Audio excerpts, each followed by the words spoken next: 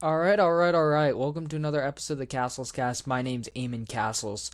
We got a bit of a different episode for you guys today. We're going to be doing a solo episode. I had some scheduling conflicts, so just taking this one solo. It's been a while since I've done a solo episode, but hopefully you guys enjoy it. We're going to be doing a first round mock draft with the NBA lottery obviously happening last weekend. I thought it would be fun for me to just run through my entire mock draft. Before we get into that, I guess I can briefly talk about the playoffs, check in on some of those series. First things first, the Knicks and Thunder both advanced, both swept their respective second round series. Not much to discuss there. They were just way better than their opponents, but it should be big for them, especially dealing with injuries, to get some extra time off. And then you look at the Timberwolves Spurs series. We got a game six tonight on Friday.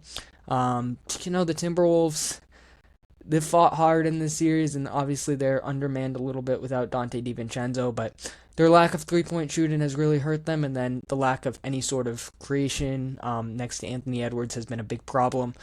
Julius Randle has struggled immensely in this series, and then on the flip side, I want to give praise to the Spurs defense because they've been absolutely tremendous. Their ball pressure has been swarming. Obviously, you have Victor Wembanyama at the rim. That's a big factor, but I think the ball pressure has been just as important. It's been a really tough matchup for the Wolves. Maybe they can get an extra game, but I don't expect them to win this series. Then we move ahead to the Cavs Pistons briefly.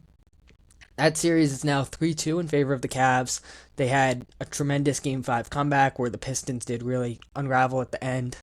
I did not count out the Cavs last week. I refused to do that because I still had some concerns with the Pistons despite them taking care of business in the first two games. When you look at their lack of three-point shooting and secondary creation around Cade, every time on this show that I discussed the Pistons, I feel like I brought those two things up, and those problems are really evident in the playoffs. I'd love for the Pistons to go on a run here, but I just don't see it being in the cards. I think the Cavs probably close it out tonight. I would give the Pistons a better shot than the Timberwolves, though, to be honest with you. Should be a super interesting series. Their defense and physicality still obviously makes them a really solid team. It's just clear that they're missing a couple things on their roster that they're going to have to address this offseason. And then looking ahead a little bit, I think it's the Knicks conference to lose, regardless of who wins this series. I'm going to pick the Knicks in probably 6 games. I just think they've been the superior team in the conference throughout the playoffs. Without any further ado, let's get into the mock draft. Using ESPN's mock draft simulator. I've never used it before, but I think the setup looks super clean. Let's start. We're going to do one round. I don't want this podcast to go on for like 3 hours. And draft for all teams. Obviously, the Wizards won the lottery on Sunday, and I think most people are penciling in AJ Dybantsa as the number one pick, but there also have been some rumors that the Wizards are going to potentially trade down, which I wouldn't rule out, especially with the Utah Jazz connection to Dybantsa. So I wouldn't completely rule it out. I'm not going to do any trades in this mock, and I'll just have them playing it safe with Dybantsa here. I think when you look at what this team needs, I think another versatile forward probably checks the most boxes for them. In terms of AJ's two-way upside, he really screams everything you'd want to see from a superstar. And then if you look at his ability to pressure the rim, I think that would be a huge boon to this Wizards team that just doesn't have a lot of rim pressure. You look at just his overall upside, I think he just checks the most boxes for this team. I think Peterson's a big question mark, obviously. And then if you look at Cameron Boozer, I don't know how well he fits in a front court with Anthony Davis and Alex Sarr, to be honest with you. So I'm going to go AJ at 1 here for the Wizards. All right, moving ahead to the Jazz. I think they could trade up, like I mentioned, but again, we're not doing trades.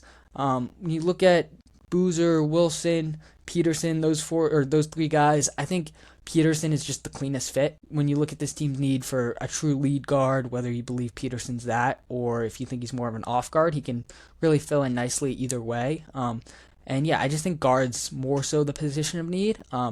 I personally have Boozer a little bit higher than Peterson, but I can totally get the upside perspective with Peterson. And if you want to buy into the talent, which, hey, we know Danny Ainge, he loves to take risks on talent, and this just seems like the most Ainge sort of pick, and it fills the most needs for the Jazz, so I have them taking Peterson at 2. All right, Grizzlies at 3. I think this is a pretty obvious one to me.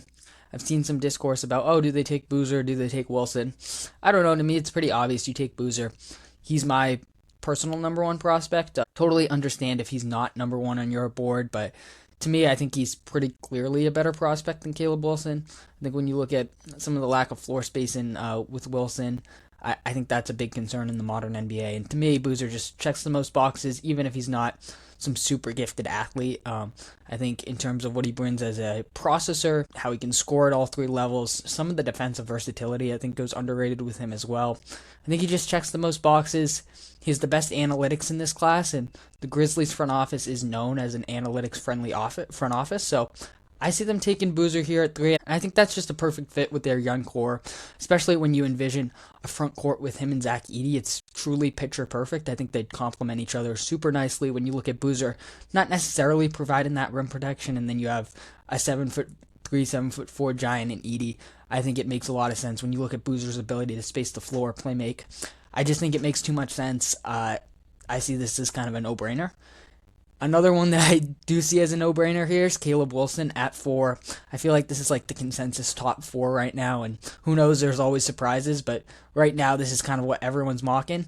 When you look at the Bulls, Bryson Graham, who they just hired last week, I believe, he discussed in his introductory press conference a lot about this SLAT philosophy, where it's size, length, athleticism, physicality, and Caleb Wilson fits that to a T. He's just incredibly athletically gifted, has the ideal size to play the 4 in the NBA, could maybe even play some 5, just a freaky athlete, and yeah, I think he makes so much sense here at 4. I think he's pretty clearly a top 4 or 5 prospect.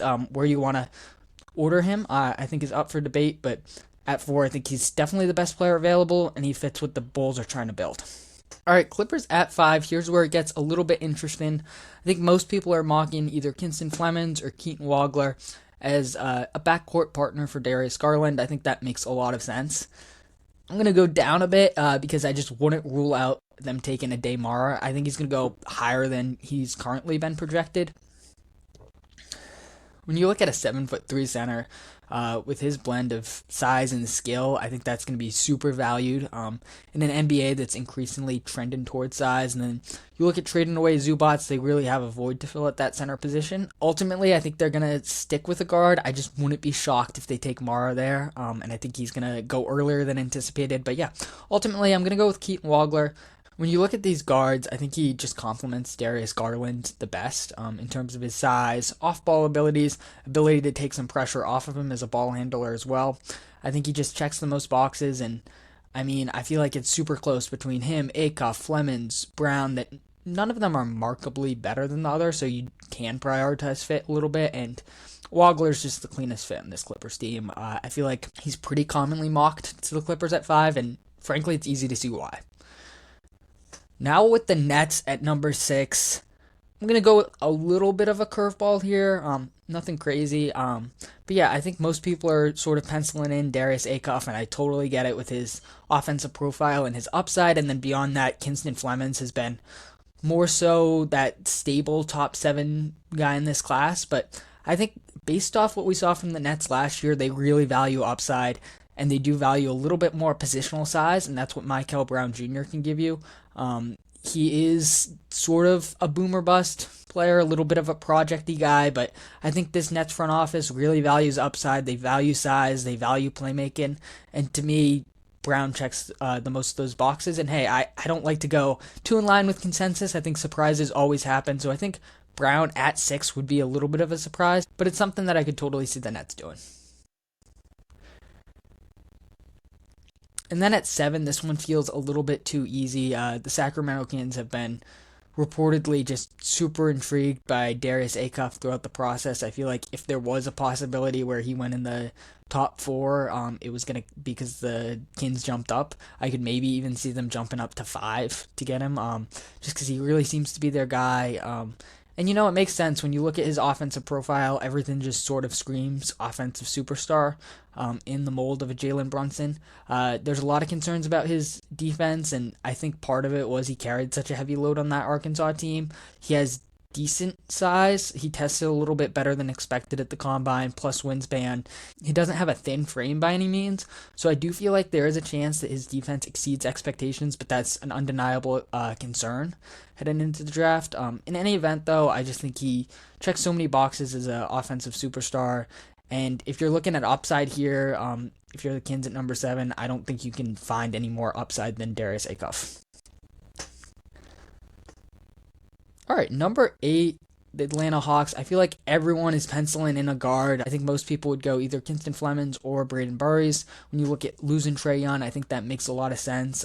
However, I think the Hawks are going to zag. I sort of hinted at this earlier with the Clippers at 5. I think a Daymar is going to go way earlier than people are expecting. And I'm going to have the Hawks taking him at 8. When you look at that center position, Onyeka Okongwu, I think he can play center, but I think he would also benefit from a more traditional rim protector playing alongside of him. Additionally, he can space the floor at a really high level. He took a massive shooting leap this season, so he can also play alongside a center. I think a Daymar has a ton of upside, and as I mentioned earlier, when you look at an NBA that's trending more so to positional size, and when you look at potentially matching up with a guy like Victor Wembanyama, I think that's something you have to take into account, even if you are an Eastern Conference team, and you just want to have a 7'3" giant who can do that. And additionally, I really like Mara's offensive skill set. He can score inside really well, but then the big thing with him is his passing, and I feel like in this Hawks system, that would just be an absolutely seamless fit. So I think they're going to go with Mara at 8, and I think that would serve as a little bit of a surprise. At 9, the Dallas Mavericks definitely have some interesting decisions to make. And I think they're definitely going for a guard. When you look at Kinston Flemings falling to 9, I feel like that would kind of be a blessing for them. And then you look at Braden Burries, who I think checks a little bit more of their boxes in terms of just versatility, especially if you're trying to keep Kyrie. He can play alongside Kyrie super easily. He has a little bit more length. I mean, when you look at new general manager Mike Smits, he went to the University of Arizona, so a lot of people are penciling in Burries here. But I think if Kinston Flemings fell all the way to 9, which I don't know how likely that is, I think his combine measurements could hurt him a little bit. He doesn't have super long arms. I don't put a ton of stock into that just because he was a really good defender at Houston. I think he's going to be a positive, solid defender at the NBA level. But I think that in part could make a fall to 9 reasonable, especially when paired with some of his rim numbers not being great. But in any event, he's been a clear top 7 level prospect for most people throughout this draft process. Despite some of the physical limitations, he is an incredible athlete. He's a great decision maker. He can score really at a high level, especially from the mid-range and three-point range, and then defensively he was a plus defender at Houston. So I think when you look at a guy with upside and the ability to seamlessly fit in with Cooper Flag from day one, I would give Flemings the edge, but I could totally see them taking Burries here as well. All right, the Milwaukee Bucks are in a really interesting position here, and honestly, if Braden Burries is available at number 10, I'm probably taking him. If not, I would look at LeBaron Philon, who is just so dynamic and also very malleable with his ability to shoot off the catch, play make, all of that.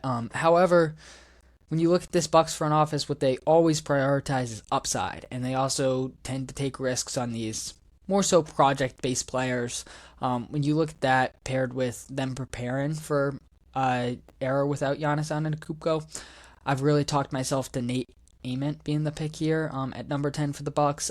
Probably wouldn't be what I would do, to be honest with you, but just trying to read between the lines and figure out what the Bucks front office and John Horst might be thinking, I think Eamon would be the pick. Number 11, the Warriors. I think they luck into a dream situation with Braden Burries falling to them. I don't know if it would necessarily happen on draft night, but yeah, this is just how my board's kind of playing out, and I don't think that's an opportunity they can pass up on. I think it'd be a perfect fit in their system. Super high IQ player, probably the best defender out of this guard group. Can play off the ball really nicely, connective playmaker, solid creator. I think he just brings so much to the table. He's really in that like Derek White sort of mold of players, and I think that's just a perfect fit for this Warriors system that could really stand to benefit from some extra ball handling, defense, playmaking, shooting next to Steph Curry. All right, at number 12, I think most people are penciling in Axel Lindenborg to the Thunder, and I can totally see the logic behind that when you look at a guy with a ton of defensive versatility, a plug-and-play kind of guy because he is 23 years old. I'm going to go in a bit of a different direction. The two guys that I'm looking at a little bit lower on ESPN's board, that would be Cameron Carr and Dalen Swain. When you just look at two prototypical modern NBA wins, Cameron Carr and Dalen Swain check all the boxes to me.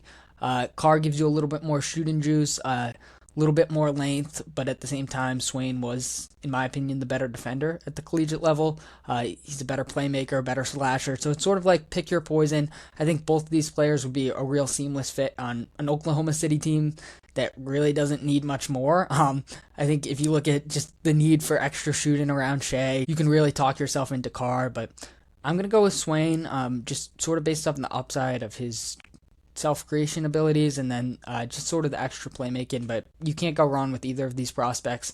These are two prospects that have continuously moved up my board, and I'm talking myself into them as top 10 level guys, so I feel like this is the perfect range for them.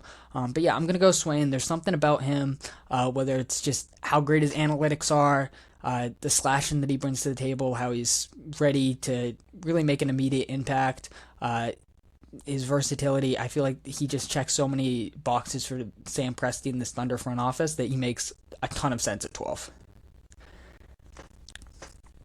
The Miami Heat, I have not seen this player mock to the Heat much at all. And I don't know why. I feel like he's the perfect guy for quote-unquote Heat culture and everything this front office values. I'm shocked that he's 22 on ESPN's big board as well, and that's my guy, Mavs Johnson. If you listen to the podcast a lot, you would know that I'm a big fan of Mavs Johnson. I think in terms of a modern forward/big who can guard multiple positions, stretch the floor a little bit, used as an efficient play finisher inside, make the extra pass. He just checks so many boxes, and I mean the defense is what really jumps out. He's truly one of the best defenders in this class, and I think just the toughness and versatility, physicality that he plays with, I think it just checks so many boxes for this Heat team. And I'd be intrigued to see his fit next to a Bam Adebayo and Khalil Ware front court. I think he can just sort of fit in anywhere.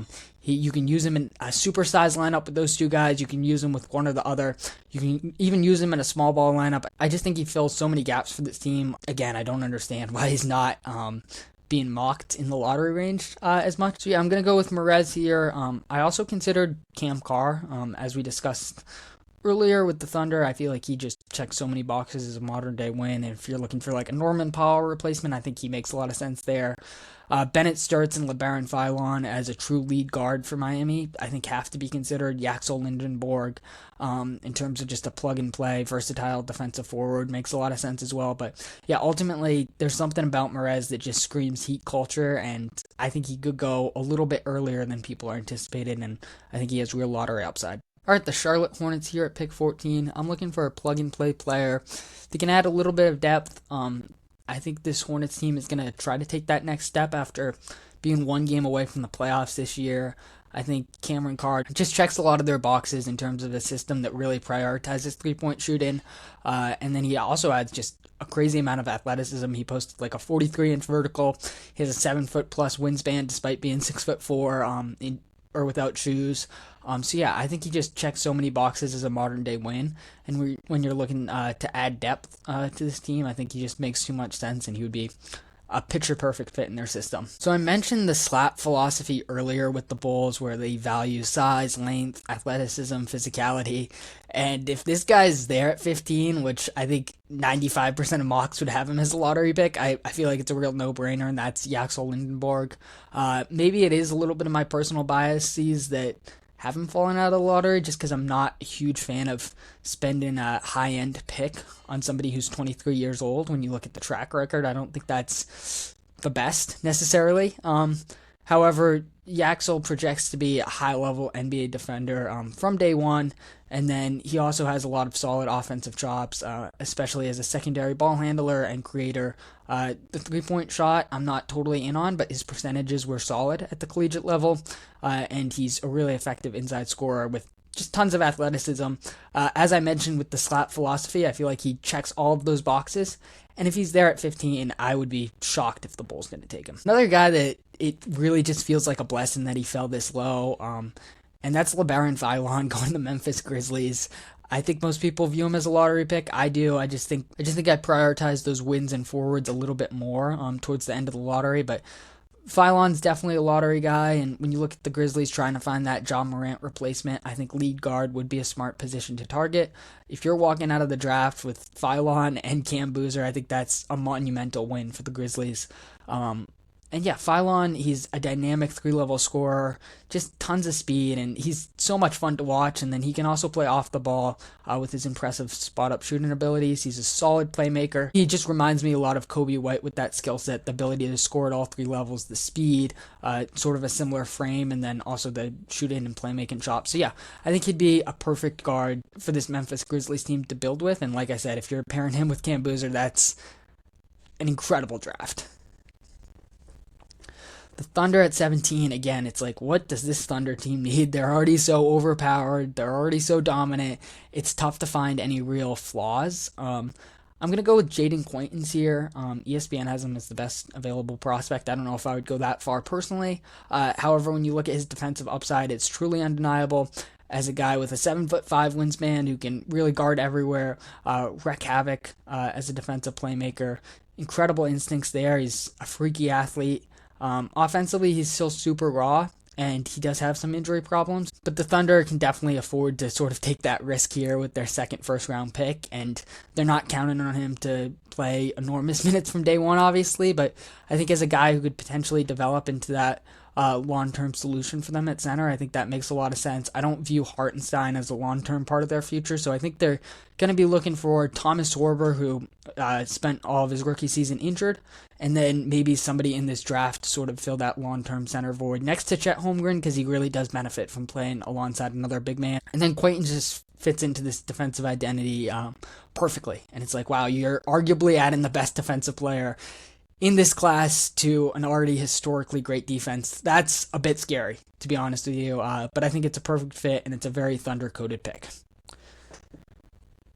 All right, moving ahead to the Hornets at 18, I'm going to go Heinz Steinbach out of Washington. He's a very interesting big man. He's pretty versatile on both ends of the court, solid switch ability, incredible rebounder. He can stretch the floor a little bit. The percentages weren't great, but he has shown a willingness to do that. And then he's a very solid play finisher inside. I think when you look at the Hornets, I really like their young center group with Moussa Diabate and Ryan Kalkbrenner. But I also think it's fair to wonder if you add a guy with a little bit more upside into that group, what can they do? And then Steinbach just gives them a different dimension with his ability to space the floor a little bit. And I also think he could just complement them as that supersized four who can stretch the floor, and I think he just fills a lot of gaps for this Hornets team, so I think he makes a lot of sense for them at 18. 19, we get the Toronto Raptors. I think there's two clear positions of need for them, and that would be lead guard and center. After Quaintance and Steinbach, I do think there is a bit of a drop-off in terms of the centers, so I'm going to stick with lead guard here. When you look at Emmanuel Quickley, I just don't think he's dependable enough to be a high-end lead guard, and even beyond that, they could just use some more shooting and creation juice, and I think that's exactly what they get with Christian Anderson. When you look at a guy who can stretch the floor, play on or off the ball, create for himself, is a fantastic playmaker, excels in pick and rolls. I think he just checks so many boxes. And, the big concern with Anderson is he doesn't have a ton of size, but this Raptors team has a lot of size to sort of cover up for him. So I think it makes a lot of sense for the Raptors to go with Anderson here at 19. The Spurs are kind of like the Thunder in the sense it's just like an embarrassment of riches, and you could really pick any player and it'd be a great fit for this team, especially when you have Victor Wembanyama, who just opens up so many possibilities. There's just truly endless routes and possibilities to building around Wemby. I'm going to go with Chris Senac here. I think when you look at Senac's defensive upside, he fits in perfectly with what the Spurs are building. Another guy is just a total freak athlete, super versatile, crazy wingspan, and I think he has a ton of defensive upside. He didn't totally show all of it at Houston, and he is still very much a work in progress, but for this Spurs team, I do think they can afford to bet on upside and then sprinkle in some minutes for him throughout the regular season because they're just going to be so dominant. Then you look at his ability to face up, space the floor a little bit, put the ball on the floor a little bit, even though he's close to 7 feet tall. The upside is truly undeniable, and I think the Spurs are easily one of the best fits because of the Wemby piece of it. And if this guy hits, I think they're going to have a really high-end forward center next to Wemby for the next decade plus, and that's a scary thought. The Pistons, as I mentioned earlier at the top when talking about how they've fared in the playoffs, they just desperately need some extra shot creation and three-point shooting alongside Cade Cunningham. And I think they have a couple of ways to address that need. When you look at potentially getting a sharpshooter like Isaiah Evans, or I think he's down here, Malik Thomas, I think that makes a lot of sense. Where you just address that with like a pure movement shooter, a guy that will mostly spot up at the NBA level, but also has some solid secondary creation and can help Cade in that way. Or you could go the point guard route with a Bennett Sturts or an Ibuka Corey. I think that's super intriguing because throughout the playoffs, one thing that's really jumped out to me, in addition to just, wow, Cade has no space to operate, is everything's on Cade. He doesn't have anyone to take the pressure off him as a ball handler. Maybe they make a big trade. Maybe they make an offseason signing. Regardless, I think that's an area that they might want to address in the draft. And I think Bennett Sturts really checks those boxes for them in terms of a guy that can just provide that steady ball handling presence. He's 22 years old, so he's going to be ready to contribute from the jump. And then he also has really solid off-ball abilities, which, despite being the engine of that Iowa offense, he also showed his off-ball chops. So I feel like he's just a picture-perfect fit with Cade. Can give him that steady ball handling presence and then also fill some of that three-point shooting void. So I'm going to go with Sturts here at 21. For the Sixers, I think they just simply need to add depth, specifically at the forward and big man positions. I think that was a clear area that got exposed against the Knicks in the second round. For me, I'm looking at Kareem Lopez, Koa Pete, Allen Graves. I mean, it is funny because they're literally the top three prospects listed on ESPN, but I just think those are the three best fits. Maybe even a Joshua Jefferson as a plug-and-play guy. I think they have a lot of options here. Ultimately, I'm going to go with Kareem Lopez. It's kind of a toss-up between him and Koa Pete.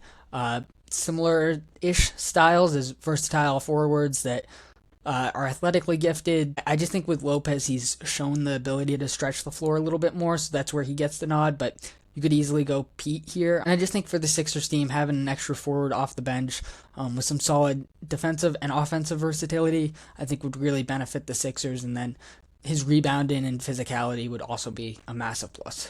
The Hawks, this is where I have them taking a lead guard, and that also sort of factored into my decision to take Mara at 8. When you look at this guard class, there's likely going to be one available still at 23. So why not wait a little bit, fill your center void, and then take a swing at a guard. And I'm going to go with Ibuka Corey here. I think he's a perfect fit with this Hawks team, given how fast they like to play, and he likes to play. And he has a ton of upside here at 23. He's a really high-level shot creator, can really score at all three levels, but excels at generating rim pressure.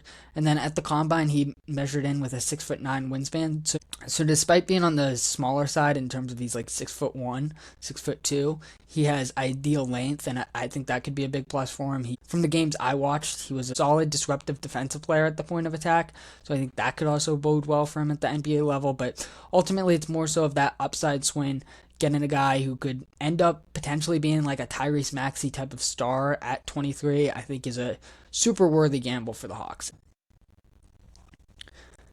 And the Knicks, this is where I'm going to have them taking Koa Pete. I think they could just benefit from a little bit more additional depth. I think Pete would be a super interesting fit next to Karl Anthony Towns, and then just more so generally uplifting the Knicks bench, giving them a little bit of extra defensive versatility, some physicality, interior scoring. I think the big question with him is still the jump shot, which looked really rough, and frankly, if he's going in this range, I wouldn't be surprised if he returned to school.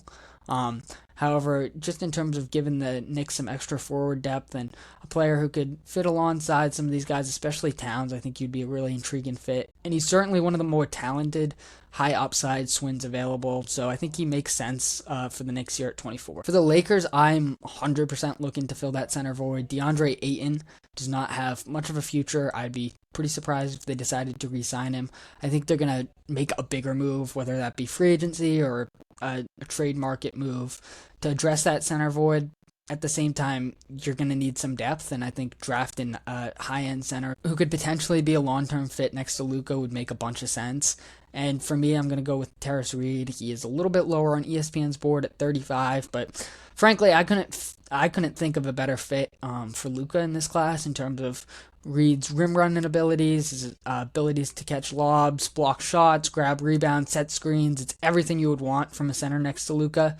And I thought, to me, he was one of the biggest risers of March Madness, so I am surprised he's not viewed as a consensus first-round prospect just because he fills in everything you would want from a modern role-playing center. The Nuggets at pick 26, I think they absolutely need an infusion of defense and athleticism, and I have them taking a swing at Baylor's Tunde Yesufu. It's sort of similar to Koa Pete. I wouldn't be shocked if he went back to school, but for now, he's in the draft, and I think you're not going to find much more upside than Yesufu in the late first round.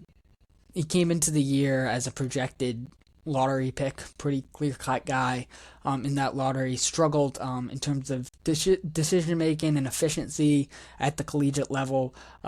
However, he is another guy who's just super athletic, great downhill scorer, has just a ton of tools, and I mean, when you look at his defense, that's another thing that really stands out.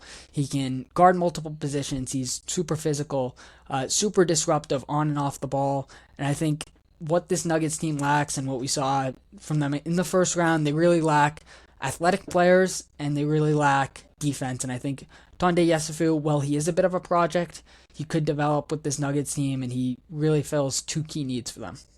Now for my Boston Celtics, you got to prioritize big man, in my opinion. I think Allen Graves is a super interesting option. He's not necessarily a traditional center. I see him more so as that forward at the NBA level who possesses solid defensive versatility, can rebound, can pass a little bit. But I'd personally be looking to get more of a traditional center. I think Henry Vassar is another super interesting option for the Celtics here at 27. But ultimately, I'm going to be going with Zuby Ejiofor. When I look at what I'd want from a Celtics center to fit into this system, Zuby checks most of the boxes. You'd like him to have a little bit more size at the center position, but he's super strong. He plays with a ton of physicality. He can guard multiple positions on defense. He's a high-level rim protector. He can grab rebounds. His passing chops are really solid, and to me, that's exactly what you'd want in this Celtics system. I'm hoping they make more of a swing to trade for a big man this offseason, but at the same time, having a younger option with some level of plug-and-play ability does make a lot of sense to me, so I'm going to go with Zuby Ejiofor here at 27. Now for the team I cover, the Minnesota Timberwolves, I'm going to have them taking Malik Thomas. When I look at what this Timberwolves team needs, especially after Dante DiVincenzo's injury, I think they could just really stand to benefit from some extra three-point shooting. Now, if one of these guards, whether it be like an Anderson, Ibuka, Bennett Sturts, whoever, falls to them at 28, I could see them shifting gears and going in the direction of lead guard. I feel like that need is always mentioned when discussing the Timberwolves. However, I think spot-up shooting and then just a little bit of extra secondary creation is equally as big of a need, even if it's not a lead guard, even if it's from a wing guy, especially with DiVincenzo's injury. And I think Malik Thomas can provide high-end spot-up shooting from day one. He's one of the better shooters in this class. And then he has solid secondary creation, solid connective playmaking chops. I think his defense is a little bit underrated, so I feel like he's a really nice get for the Timberwolves here at 28.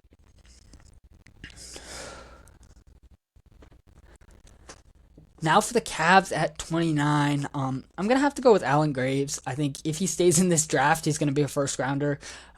Kind of feels a little low, but in terms of just how this mock draft worked out, he fell a little bit, and I could potentially see that happening if he stays in the draft, him fall into the late first round. But nevertheless, when you look at a guy with really, really high basketball IQ, I think that's perfect for a team that's looking to compete now. I think he could be a perfect complement next to either of the big men, given his rebounding abilities, his ability to score inside, some of his physical tools. He's not a super great athlete, but he's long. He's got good size. And then in terms of being able to space the floor a little bit, I think that would also be a huge benefit, and then be that efficient play finisher, and then he can also play make a little bit. He really just provides a little bit of everything, and he's a super interesting modern, I think view him as a power forward, but like modern big man in that sense, and I think for the Cavs he could contribute immediately, and at 29 I think he would probably be my best player available. Alright, rounded things out with the Mavericks here. It kind of stinks that some of these guys are going to go undrafted, and honestly, like, even Allen Graves is another guy who could return to school. Malik Thomas, I discussed Tunde and Koa Pete, so I do think this draft class will still thin down a little bit, but I mean, you're looking at only one of Joshua Jefferson, Henry Vassar, Isaiah Evans, Amari Allen go in the first round, and then even beyond that, I mean Tyler Tanner. I think he's going to go back to school just because of size concerns. Floyd Benduga, I think, got a bag at Louisville, so I would expect him to return to school. But there's so much talent here, is my point. Despite being at the end of the first round, Mavericks are kind of a tough evaluation for me. I feel like Joshua Jefferson, with his length and size, combined with just solid playmaking chops, is an interesting option. I don't know how smoothly he would fit next to Cooper Flag. Additionally, Masai Ujiri tends to value a little bit more athleticism than skill, but Joshua Jefferson checks a lot of just the physical profile of a Masai Ujiri guy. But yeah, ultimately I think I'm just going to go with Isaiah Evans. He's just such a smooth fit. With his ability to spot up, a really high-level three-point shooter who can also provide just general microwave scoring and shot creation, a little bit of connective playmaking. Super similar to Malik Thomas, and then I think it's also fun for him to be reunited with his college teammate, Cooper Flag. So yeah, I'm going to go with Isaiah Evans here at 30, just a guy that can really fit into any team. And if he stays in the draft, I think he definitely goes in the first round. I have the Mavericks taking him at 30, and I think he can be a really solid long-term piece next to Flag. And like I mentioned, we already sort of saw it at the collegiate level.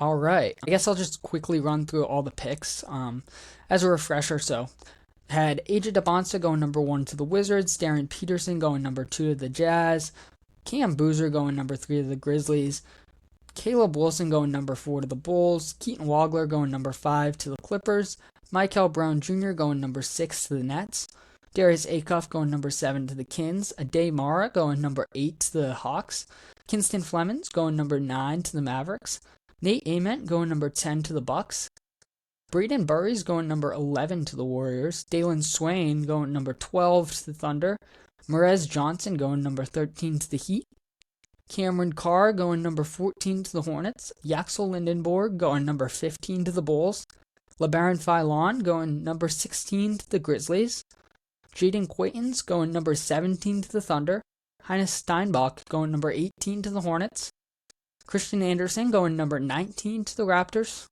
Chris Senack going 20 to the Spurs, Bennett Sturts going number 21 to the Pistons, Kareem Lopez going number 22 to the 76ers, Abuka Corey going number 23 to the Hawks, Koa Pete going number 24 to the Knicks, Terrace Reed going number 25 to the Lakers, Tunde Yesufu going number 26 to the Nuggets, Zuby Ejiofor going number 27 to the Celtics, Malik Thomas going number 28 to the Timberwolves, Alan Graves going number 29 to the Cavs, and finally Isaiah Evans going number 30 to the Mavericks. Alright, yeah, I hope you guys enjoyed this mock draft, and I had a ton of fun doing it. Maybe we'll do another one before the draft.